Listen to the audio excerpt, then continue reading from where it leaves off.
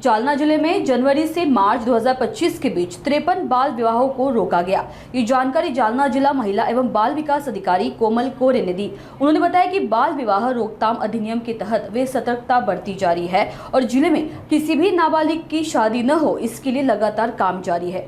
गुप्त सूचनाओं के आधार पर कोरे और उनकी टीम ने कई जगहों पर कार्रवाई की। मी श्रीमती कोमल कोरे, महिला व बाल विकास अधिकारी जिल्हा जालना येथे कार्यरत आहे। जालना जिल्ह्यामध्ये आपण एकूण जानेवारी ते मार्च एप्रिल पर्यंत एकूण 53 बालविवाह थांबवलेले आहेत।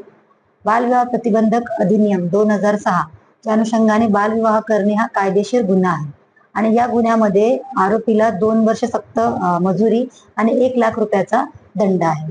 तर ग्रामीण पातळीवर या अधिनियमाअंतर्गत जे आपले ग्राम विकास अधिकारी आहेत किंवा ग्रामपंचायत मधले ग्रामसेवक आहेत ते यासाठी बालविवाह प्रतिबंधक अधिकारी म्हणून घोषित केलेले आहेत आणि ग्राम स्तरावर जी आपली अंगणवाडी ताई आहे तिला सहाय्यक बालविवाह प्रतिबंधक अधिकारी म्हणून घोषित केलेले आहे। तर जिथे कुठे बालविवाह होण्याची आपल्याला माहिती मिळते किंवा समजतं की इथं बालविवाह होणार आहे त्यासाठी 1098 चाइल्ड हेल्पलाईन नंबर हे एक शासकीय टोल फ्री नंबर कार्यरत आहे। तर त्या नंबरवर जर कुणी संपर्क केला की इथं कुठं बालविवाह होत आहे तर त्या व्यक्तीचं नाव हे गोपनीय ठेवलं जातं।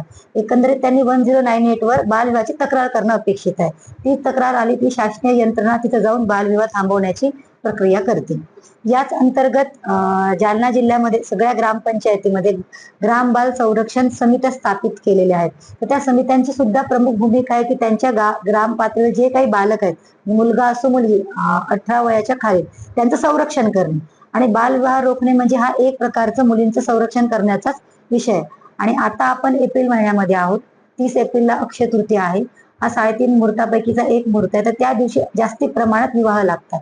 तर माझं या तुमच्या माध्यमातून हे असं आवाहन राहील की जिथे कुठे तुम्हाला लक्षात येते की मुलीचं 18 वर्षाच्या पहिले लग्न लावल्या जाते तर त्यांनी कृपया 1098 वर तात्काळ संपर्क करावा आणि त्यांचं नाव हे गोपनीय ठेवलं जाईल। त्याच्यामुळे त्यांना सांगण्यासाठी काहीही अडचण निर्माण होणार नाही ज्यांना पुन्हा तक्रार करायची आहे। तर माझं तेच म्हणजे वारंवार हेच आवाहन राहील की शासन आपल्या स्तरावर बालविवाह थांबवण्यासाठीच्या उपाययोजना करत राहते, परंतु जोपर्यंत मुलगी पण स्वतःच्या बालविवाहासाठी प्रयत्न करणार नाही की मला बालविवाह करायचं नाहीये, मला पुढचं शिक्षण घ्यायचंय, तोपर्यंत आपण 100% बालविवाह थांबवू शकण्यासाठी कुठेतरी आपल्याला मर्यादा येतील।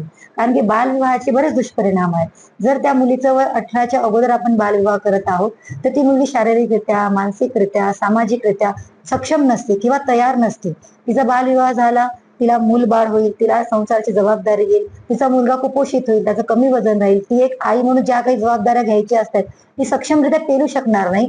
अशा प्रकारचे बरेचसे बालविवाहाचे दुष्परिणाम आहेत। तर पुढे भविष्य तिचं खराब होऊ नये किंवा तिने संसार चांगल्या पद्धतीने करण्यासाठी तिचं वय हे 18च्या पुढे असणं अतिशय आवश्यक आहे।